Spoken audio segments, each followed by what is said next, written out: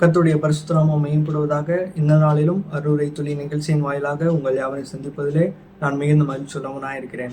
இன்றைய தினத்திலும் வேதத்திலிருந்து சில வசனங்களை நாம் வாசித்து தியானிக்கலாம். அவருடைய நாமம் மாத்திரம் மகிமைப்படுவதாக. வாசிக்கலாம். மல்கியாவின் புஸ்தகம் 3ஆம் அதிகாரம் அதிலே 6ஆம் வசனத்தை நாம் வாசிக்கலாம். நான் கர்த்தர், நான் மாறாதவர், ஆகையால் யாக்கோபின் புத்திரராகிய நீங்கள் நிர்மூலமாகவில்லை. நம்முடைய ஆண்டவராகிய கர்த்தர் மாறாதவராய் இருக்கிறார்.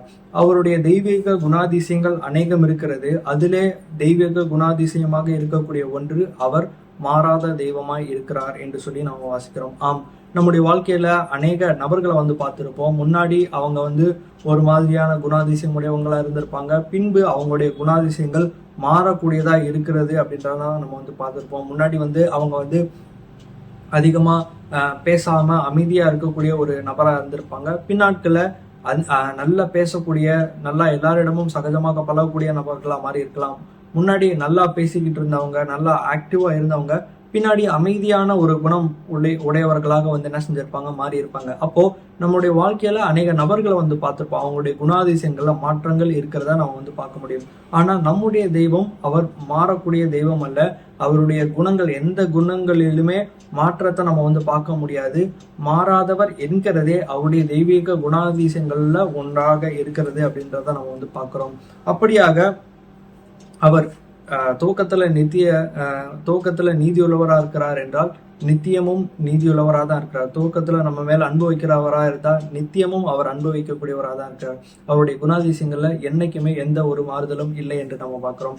அதே போல இன்னொரு வசனத்தையும் வாசிக்கலாம். யாக்கோபு 1 அதிகாரம் அதிலே 17ஆம் வசனத்துல நம்ம வாசிக்கும் போது, நன்மையான எந்த ஈவும் பூரணமான எந்த வரமும் பரத்திலிருந்து உண்டாகி சோதிகளின் பிதாவினிடத்திலிருந்து இறங்கி வருகிறது. அவரிடத்தில் யாதொரு மாறுதலும் யாதொரு வேற்றுமையின் நிழலும் இல்லை. ஆம், அவரிடத்துல யாதொரு மாறுதலும் இல்லை, யாதொரு வேற்றுதலும் இல்லை. ஆங்கில ஒரு ஆசிரியர் இப்படியாக எழுதுகிறார், காட்ஸ் பிளெஸிங்ஸ் ஆர் கான்ஸ்டன்ட். தேவன் கொடுக்கக்கூடிய ஆசீர்வாதமானது அது நிலையானது, அது சீரானது என்று அவர் எழுதியிருக்கிறார்.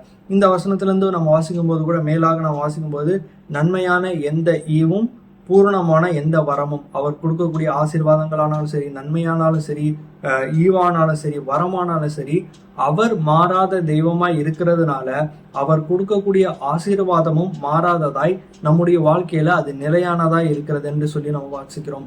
அப்படியாகத்தான் இஸ்ரேல் ஜனங்களுக்கு தேவன் கொடுக்கும்போது, அதாவது குறிப்பாக ஆபிரகாமுக்கு கொடுத்த அந்த வாக்குத்தத்தத்தை தலைமுறை தோறும் பாதுகாத்து அவைகளை செய்து அவைகளை நிறைவேற்றிய தெய்வம் முடிவு பரியந்தம் அதை செய்து கொண்டே இருக்கிறார். இன்றைக்கும் அவருடைய அந்த கிருபையால் தான் இன்றைக்கும் இஸ்ரேல் ஜனங்கள் அநேக இடங்கள்ல அவங்க உயர்ந்திருக்காங்கன்றத நம்ம பார்க்கிறோம்.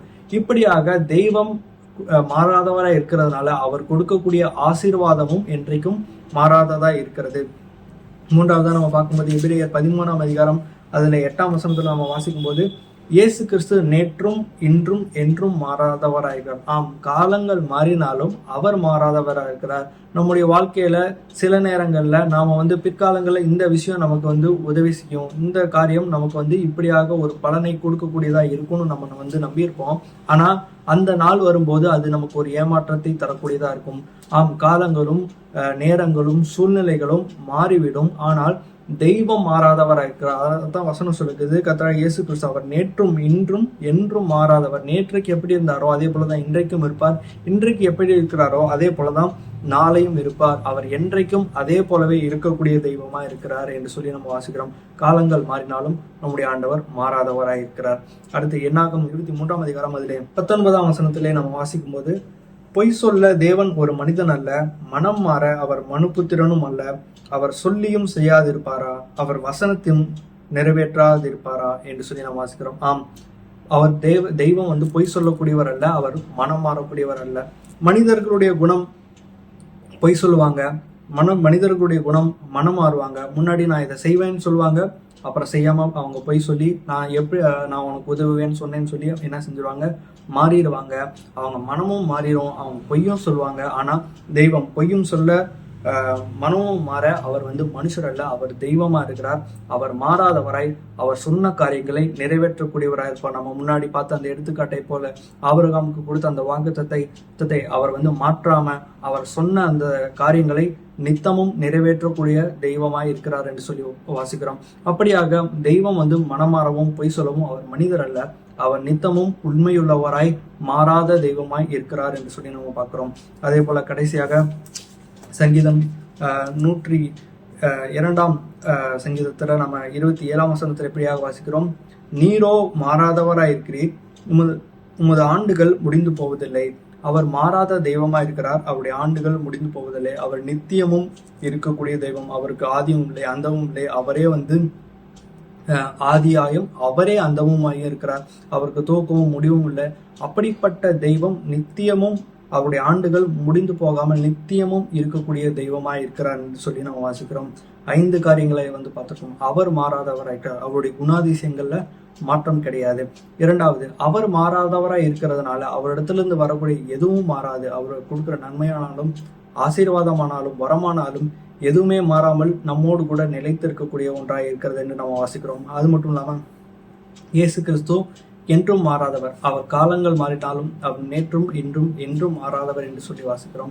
அதே போல மனம் மாற அவர் மனிதர் அல்ல. மனிதர்கள் ஈஸியாக எளிதாக என்ன செய்வாங்க, மனம் மாறி விடுவாங்க. ஆனால் தெய்வம் அவர் எளிதாக மனம் மாறக்கூடிய தெய்வம் அல்ல, அவர் சொல்லிய அந்த காரியங்களை நிறைவேற்றக்கூடிய தெய்வமா இருக்கிறார். கடைசியாக நாம் வாசித்தோம், அவருடைய ஆண்டுகள் முடிந்து போகாமல் அவர் நித்தமும் இருக்கக்கூடிய தெய்வம், அவர் மாறாதவராய் நித்தமும் இருக்கக்கூடிய தெய்வமா இருக்கிறார். எனவே இப்படிப்பட்ட மாறாத தெய்வம் தான் நம்முடைய வாழ்க்கையில நமக்கு தெய்வமா இருக்கிறார். இப்படிப்பட்ட மாறாத தெய்வத்தை நம்முடைய தெய்வமாக, நம்முடைய இரட்சகராக, நம்முடைய பிதாவாக நாம் வைத்திருக்கும் போது, நம்மோடு அவர் கூட இருக்கும்போது, நாம் நம்முடைய வாழ்க்கையில இருக்கக்கூடிய அந்த இன்னல்கள், கஷ்டங்கள் இவைகளை குறித்து கவலைப்படாமல் மாறாத தெய்வம் நம்மோடு கூட இருக்கிறார் என்கிற அந்த ஒரு நம்பிக்கையோடு விசுவாசத்தோடும் கூட நாம இந்த நாளையும் தொடங்குவோம். தேவன் நம்மை ஆசீர்வதிப்பாராக. ஆமீன்.